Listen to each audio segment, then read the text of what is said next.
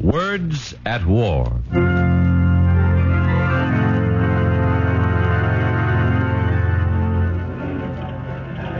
Oh, Sedgwick. Dave Sedgwick.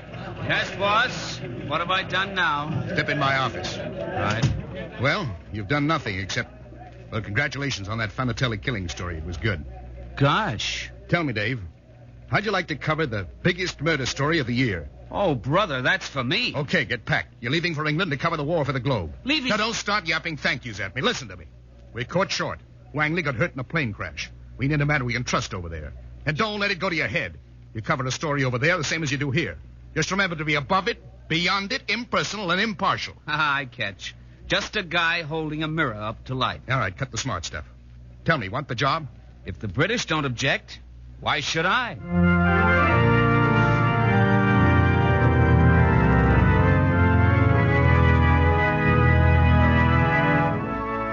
And that's the beginning of tonight's Words at War, as the National Broadcasting Company, in cooperation with the Council on Books in Wartime, presents an adaptation of Robert St. John's new novel, It's Always Tomorrow, a hard-hitting book about the men and women of bomb-battered England.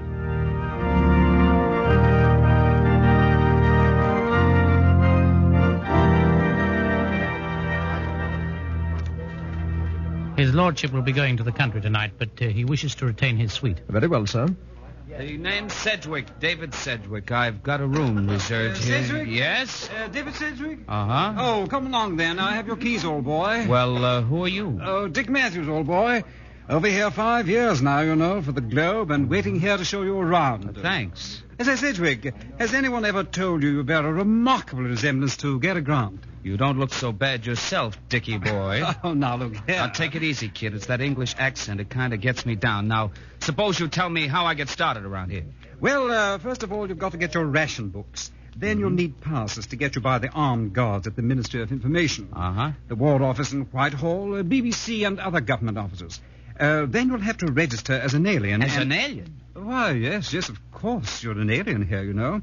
Then I'll introduce you to my tobacconist and try to get him to put you on his list for cigarettes. Okay, that's fine. But when do I get down to business? When do I meet Churchill? Oh, you don't, old boy. But there's a cocktail party tomorrow at Claridge's where you can meet some of the important people in the Foreign Office. Good contacts, you know. Good contacts. Okay, I'll be there.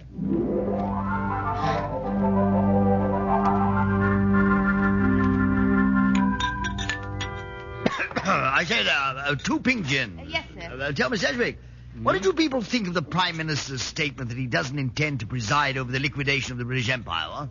Not very much. Excellent. That's the kind of talk I like, straight from the shoulder, what? Mr. Thornsby, what do you people think of the American ambassador? Well, frankly, old man, it's too bad they sent him. He's the wrong kind of chap, you know. Matter of fact, I'm quite disturbed, over the WWII menace. The WWW? Yes. Wynant, Wallace, and Wells. Those fellows really are a menace, you know, with their claptrap of brave new worlds and remaking the universe. Socialism, that's what it is. You don't say. Oh, most emphatically. They talk of throwing open the colonies, our colonies. It's impertinence, my boy. Britain's been generous and kind to the natives in her colonies. How would Africa or India or even America ever have been developed if it hadn't been for the British? We've used our skill and sunk our money into those obscure places to make them produce. Why should we turn them over to backward nations? 2 pink gins. Oh, thank you so much. Oh, here you are, Sedgwick. Sorry, I'm feeling a little sick. Oh, had one too many, old chap? That's right, one too many. Excuse me, please. Righto, cheerio. Stupid lot of toffs, aren't they, Janie? No worse than the usual. You're not kidding, baby. They take the cake, every one of them. Excuse me, sir? I said I agree with you. They're not only stupid, but the worst bunch of stuffed shirts I've ever I beg your run... pardon, sir. Was it another pink gin you was wanting, sir? Listen, beautiful, you're the only person I've met here today who's made any sense. Right. 1 gin it is. What's your name, honey? Here you are, sir. Look, beautiful, I'm a strange guy in a strange country, and nobody speaks my language except you, and even you sound a little Will funny. there be anything else, sir? Yes, there is. How about having dinner with me tonight? Sir? Swell, it's a date. I'll meet you in the Piccadilly lobby at 7. Okay, Yank. Okay.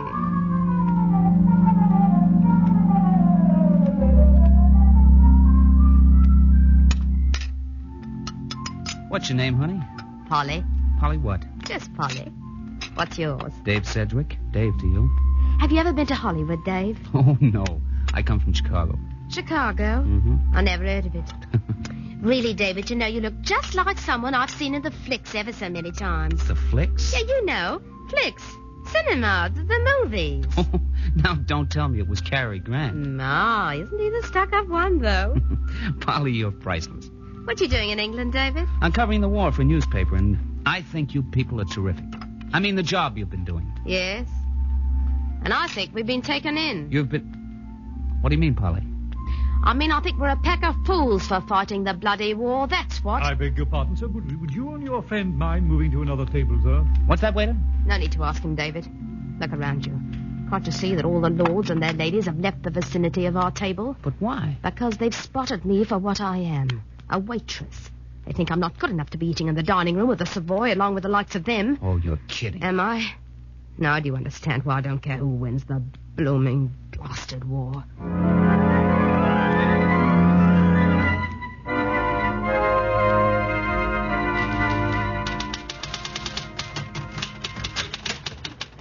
Hi, Matthews. Yes, Cedric. Well, I got my ration book and passes. Anything terrific happened today? Oh, just the usual communique on the fighting and last night's air raid. No statement from cabinet members and nothing from Parliament. Typical day. What's the matter with you, Richard? You look as though you just lost your last $2 on the races. David, I overheard some talk over at the Ministry of Information this morning. Oh, yeah? What about? You? Oh. Yes, they were talking about some girl you took to dinner at the Savoy last night. Said she was a waitress. What about it? Well, now, look here, old boy. I've been over here several years, and you can't fly in the face of convention like that, Or what? Well, you see, Sedgwick, England is a country with an upper and lower class. Nothing you can do will change it. Taking that poor girl to the Savoy was the same as, well, as if you had walked into the dining room of the Waldorf Astoria in New York, leading a horse. Whose side are you on, Matthews? Mine or theirs? The trouble with you is you've been here too long, traveling with a lot of stuffed shirts. Now, look here, old boy. No, look here, old boy. You tell your pals to stay away from the Dorchester tonight because Dave Sedgwick and his lower-class girlfriend are going to be there. And tell them I said if they don't like it, they can lump it.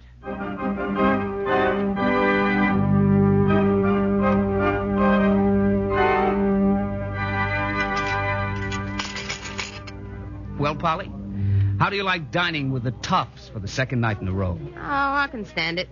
Oh. You know, Polly, I'm still hungry. Serves you right for dining in such an expensive place. All in all, though, I think the dollar limit per meal law is okay. It's okay for those who obeys the law. Hmm? Look around you, David. Do these people look hungry? Well... Do you want to know how they get around the 5-shilling limit per meal? Yeah, very much. Say that you and me are the likes of them. We come here to the Dorchester and have some smoked salmon. We order 5 shillings worth and then go around to Claridge's and have a bit of joint and vegetables. Another 5 bobs worth. We just keep going from one place to the other. So you see, Dave, if you've got the pounds and shillings to eat out for 6 days of the week, on Sunday you can spend your whole week's ration tickets for 1 grand meal, while the rest of the people has to string theirs out for the whole 7 days.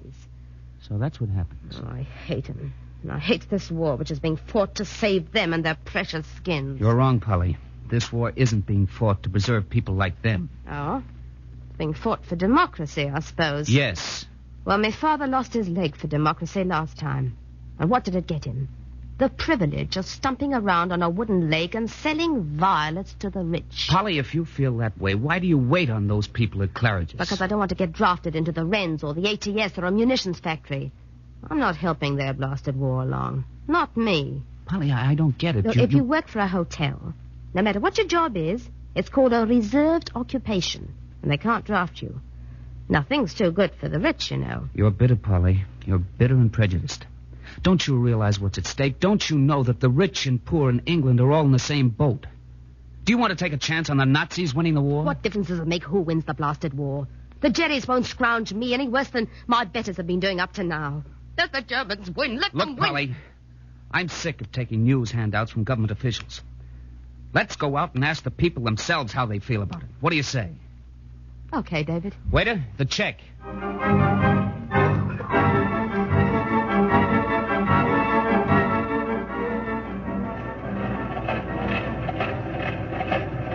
The foreman said I could talk to you, may I? Hey? I think so. Half a mo.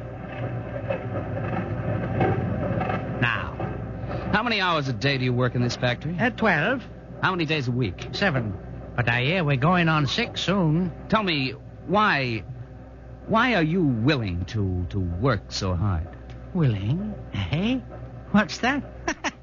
Are you balmy, chum? I see. One more question. Don't you get awfully tired working 12 hours a day, 7 days a week? Oh, I don't mind that. But the thing that plays me out is the 4 hours of air raid warden duty each night.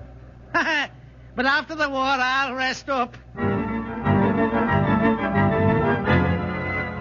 Have your head examined, you fool. You work, they play.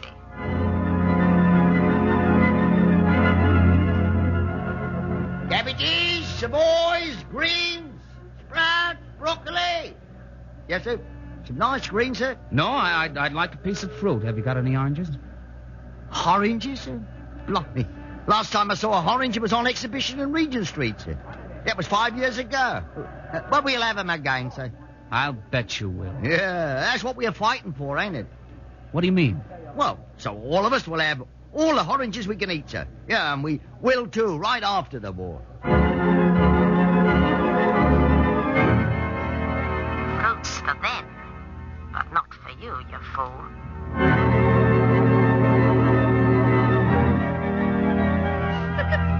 The occupation, sir. Housewife, you might say, sir. And how do you manage for food, Mrs. Thrumley? Well, sir, the rationing allows us each 1 shilling and 2pence worth of meat each week. About a pound, bone included. Why, that's 24 cents worth of meat a week, American money. How about things like butter and eggs? 2 ounces of butter a week and 1 to 3 eggs a month, depending on the season, sir. We'll manage, sir, so long as we have to. Oh, there'll be tubs of butter and tons of eggs for all of us after the war, sir. After the war, was it, Mrs. Trumley? You'll be back on the dole after the war.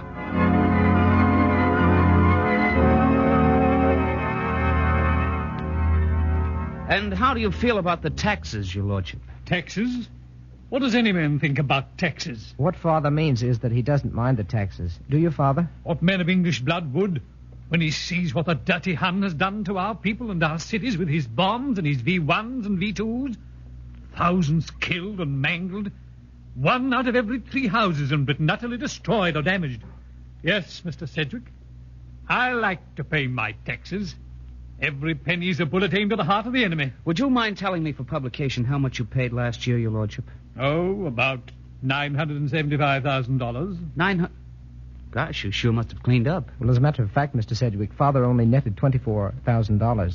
There's a 97.5% tax, you know. That's right.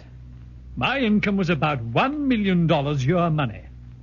But what I'm giving to the war is nothing compared to what my son has sacrificed. Father. My son lost both eyes in North Africa. Well, I'm going to do my best to see that there's no recurrence of this after this war.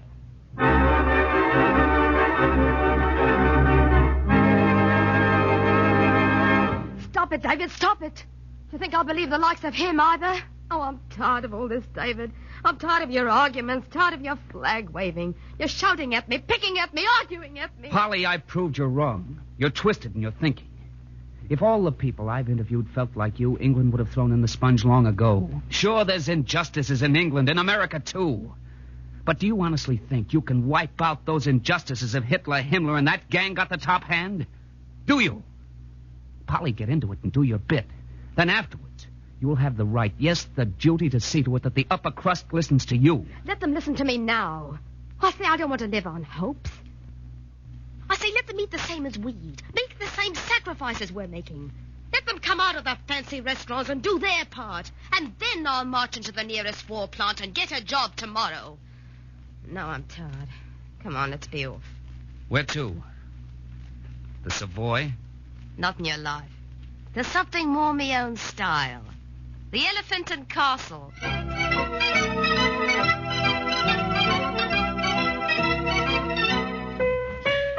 Last week, down our alley comes a talk. Nice old geese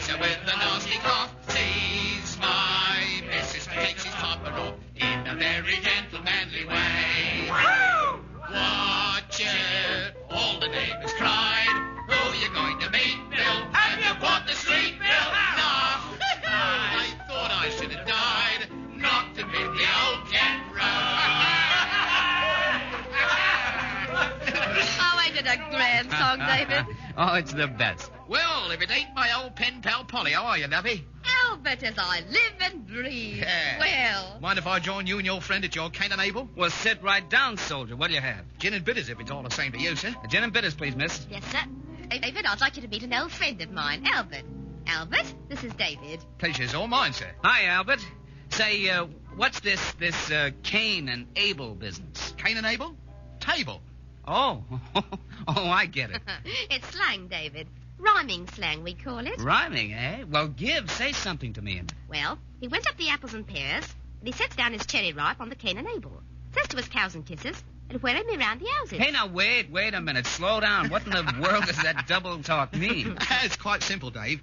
He went up the apples and pears, the stairs, And he sets down his cherry ripe pipe, on the cane and Abel, Don't tell me. Table. right, and says to his cows and kisses... the missus, and where me round the houses. Trousers. Well, I'll be. Gin and bitters it is, sir. Here you are, miss. Thank you, sir. Here is to Hitler's funeral. I'll drink to that. Where have you been, Albert? Why, I haven't seen you for almost. Close to 3 years now, Polly. Say, Albert, what do those ribbons on your uniform stand for? Oh, them. The girl gave them to me for good behaviour. No, now, come on, But seriously. I'd rather not say if it's all the same to you. Oh, come off it, Albert. Oh, well. That's Dunkirk, and this one's Greece and Crete, and this is North Africa. This is Italy. Now I suppose they'll be pinning one on me for coming home to England. Say, what's the medal for, Albert? That's for the pawn shop. After the war. Polly. Oh, that's okay, Dave. I used to think the same as Polly about those things. And what's changed your mind, pray tell? A handful of pretty coloured ribbons? Now you're willing to die for the Empire, eh, Albert? I'm not dying for no empire, Polly. What's the empire ever meant to me? I never got none of the benefits out of Africa or India or Egypt or Palestine or Malaya and Hong Kong or Singapore. We here in England pay as much for spices from India and rubber from Malaya as you do in America. Did you know that, Dave? No, I didn't, Albert. It's true. Of course it's true. All right, then. Who is it that benefits from the empire? I'll tell you. It's the blokes what own the shares in the companies what exploit places like India and South Africa. That's who. And a bloody small percentage of England they are, too. Right you are, Albert. Oh, and I thought you'd gone and changed on me, chum. I have, Polly, I have. How's that? Why, you just finished saying that... I wasn't doing any dying for the empire, and I'm not going to. What I'm risking my neck for is a better England after the war. A good job, short on hours and long on pay, decent living quarters, a liberal government, members of Parliament who represent blokes like me and not just the blokes who live in the West End. What's funny about that, Polly? What's funny? What guarantee have you got that you're going to get all of these things after the war? Where's your collateral? Who's co-signing this note for your future? The angel Gabriel? No. Churchill, Roosevelt, and Stalin's co-signed my note for me, Polly, that's who. And God blimey, they'd better keep their word or I'll make trouble.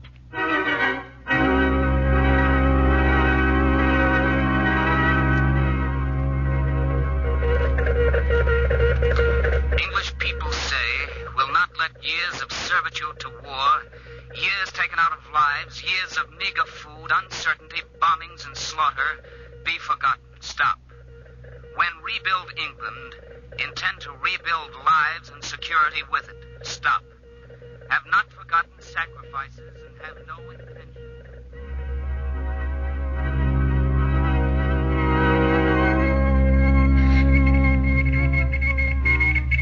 And tell Sedgwick his dispatch about philosophy English working class is too personal and subjective. Stop. Please confine efforts to vital war news. Stop. Regarding State Department's question on...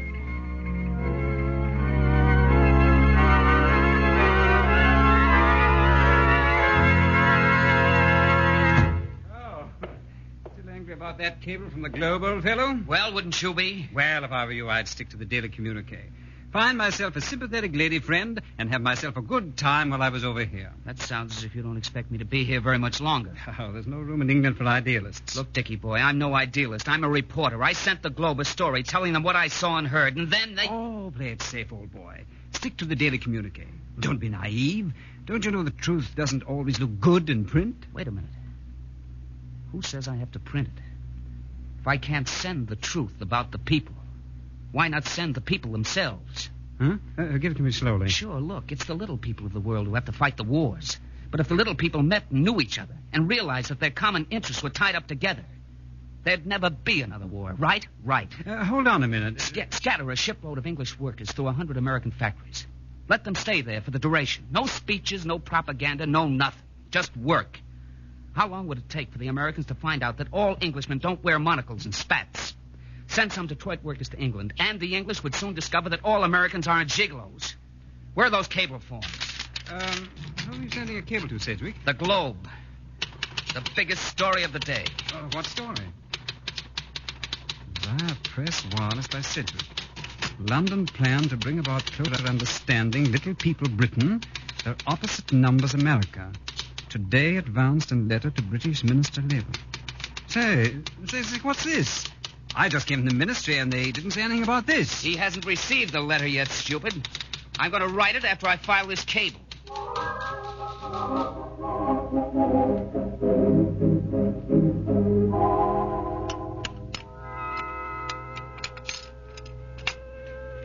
And this is their reply, Polly.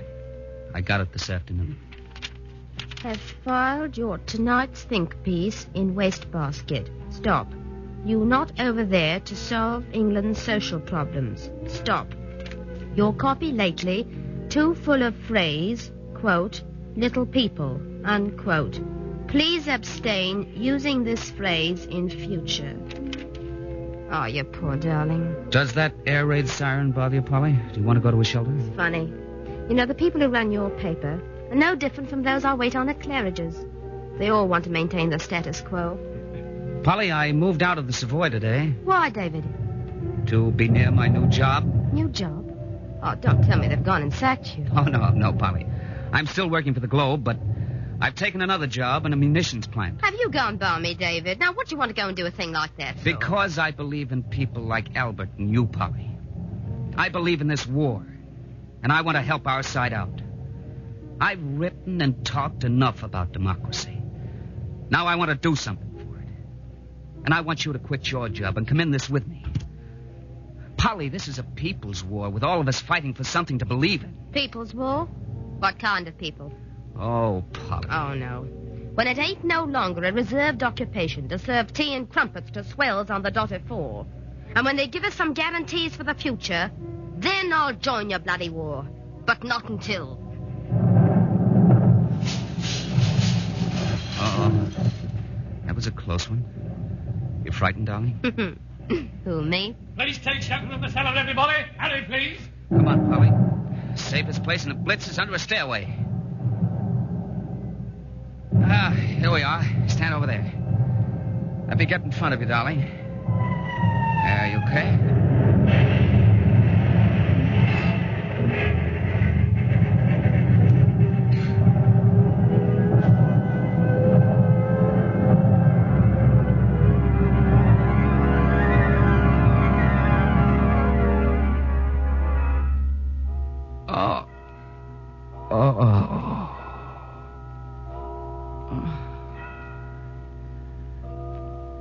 Will somebody please turn off that anvil? Oh, you're breaking my head. He's awake. Support his head, nurse. Mr. Sedgwick, try to drink this, please. Ah, there we are. Feel better now? What happened to me? May I, Doctor? Yes, certainly. You were in a restaurant in Soho, Sedgwick. You received a direct hit in the raid 3 days ago. 3 days? Where's Polly? Polly? The girl I was with, where is she? What happened to her? Oh, her. She's okay. As a matter of fact, she's clamoring to get in here right now. Look here, old man. I want to get your story of the raid. What was it like? I've had a dozen cables from home. I want to see that girl. I want... Hello, David. Polly. Oh, very well, Sedgwick. I'll come back later. You may have 5 minutes with him, miss, and then you'll have to go. Thank you, Doctor. Well? Oh, darling. No, But Polly. supposing something had happened? Funny. I had exactly the same thought about you. Ooh, me? Nonsense. It'll take more than a direct hit to put little Polly out of the war. Oh, now tell me, David, what's wrong with you? Well, I just woke up 5 seconds before you came into the room, Polly. I haven't had You a can chance. move both of your arms, can't you? Even though they're bandaged up. Well, I think so. How about your legs? They both okay? I Here, don't... I'll pinch them for you. How's that? Right leg okay? Yes? Left leg? Pinch harder, Polly. Always joking, ain't you? There. How's that? What's the matter, David? Polly. I didn't feel it. In that case, we'll remove all doubts from the gentleman's mind by drawing... Honey. Honey, don't cry. Who's crying anyway? Oh, David, I love you. I'd love you if you didn't have any legs, David. Thank you, darling, but... Now what's troubling you? Well, I don't know how I'm going to be able to stand in a machine in that factory 10 hours a day. Does it mean so much to you, David? Yes, Polly. It does. Then, all right, don't worry about it. I'll quit Claridge's, David. I'll take your job in the war plant. Polly. Oh, Polly, I'm proud of you. I knew you'd change your mind about the war. I knew it. I haven't changed my mind about the war. You- Look, David, let's be honest with each other. Life isn't no storybook. I'm going to help out with the thing you want done. But not for none of those high-blown reasons you're always talking about. I'm being honest, David. I ain't no patriot. But I am a woman. And, well, I'm in love with you. That's why I'm doing it. Okay, darling. Have it your way. And another thing. Just because I'm working in a war plant don't mean nothing. I'm going to keep an eye on certain people here in England just the same. And you'll help me, David. Yes, dear. I'll help you. And if they tries to cheat us out of anything we've won in this war, then we'll see if we can arrange another direct hit, especially for their benefit.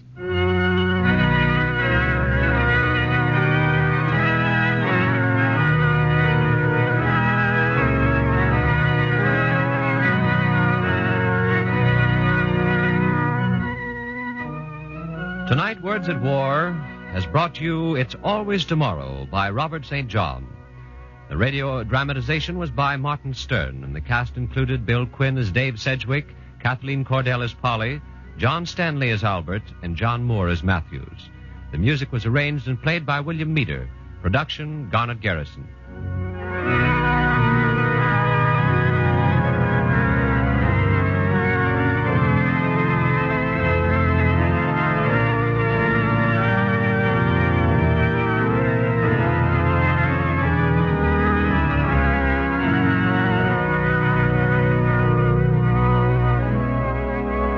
Next week, Words at War will present the radio dramatization of Borrowed Night by Oscar Ray.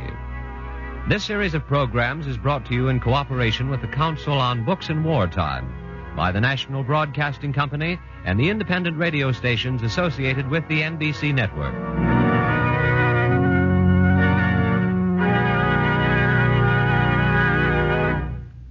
This is the National Broadcasting Company.